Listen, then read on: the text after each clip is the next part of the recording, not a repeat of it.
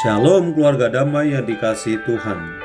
Puji syukur kepada Tuhan kita masih diberi kesempatan dapat berjumpa kembali melalui renungan sapaan damai sejahtera dengan tema bertobat dan mengalami transformasi hidup. Bahwa kita semua berdosa di hadapan Tuhan. Hal ini ditegaskan oleh Rasul Paulus di dalam surat Roma 3 ayat 23. Semua manusia telah berdosa dan hilang kemuliaan Allah. Karena semua manusia sudah berdosa, maka secara moral keadaan manusia sangat jahat di hadapan Allah. Bapak, Ibu, dan saudara-saudara yang saya kasihi dan yang dikasihi Tuhan. Kekristenan bukan tentang agama atau filosofi, tetapi tentang pertobatan dan perubahan hidup. Dan salah satu perubahan hidup yang signifikan yaitu tentang memberikan diri Anda sepenuhnya kepada Tuhan.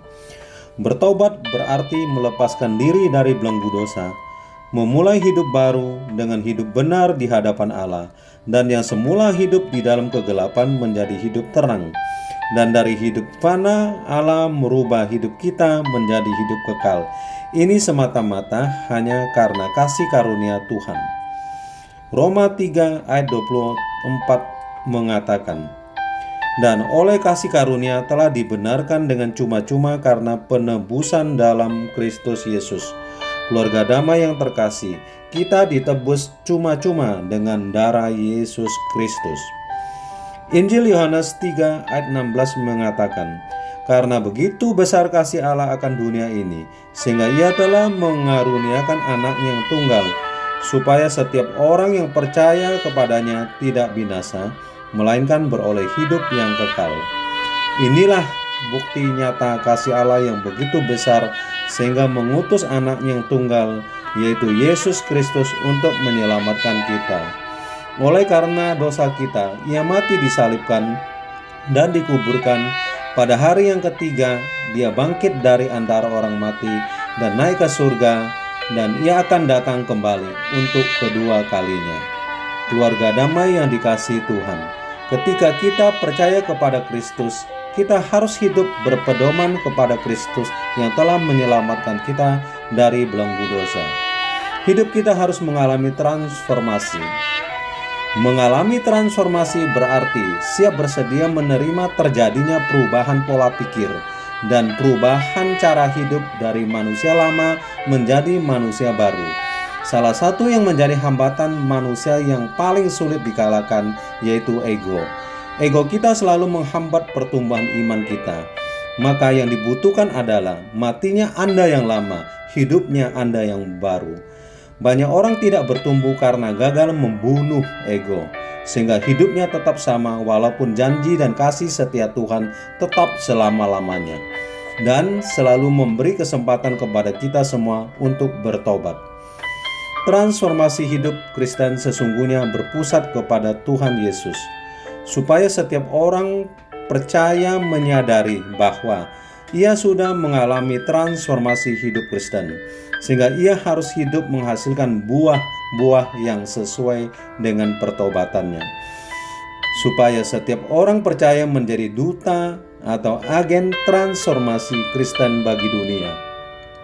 Oleh karena itu, secara umum, setiap manusia membutuhkan transformasi hidup dalam semua aspek kehidupan, terutama dalam aspek moral. Untuk mengalami transformasi hidup, maka manusia membutuhkan pertolongan seseorang yang moralnya tidak cacat dan tidak dicemari oleh dosa. Seorang yang moralnya tidak terkontaminasi oleh dosa itu hanya ada pada seorang, yaitu Yesus Kristus Tuhan kita. Keluarga damai yang terkasih, jika Kristus benar-benar telah lahir dalam hati kita, maka segala kecongkakan, ketamakan, egoisme yang masih bercokol dalam kehidupan kita akan diruntuhkan dan dimatikan.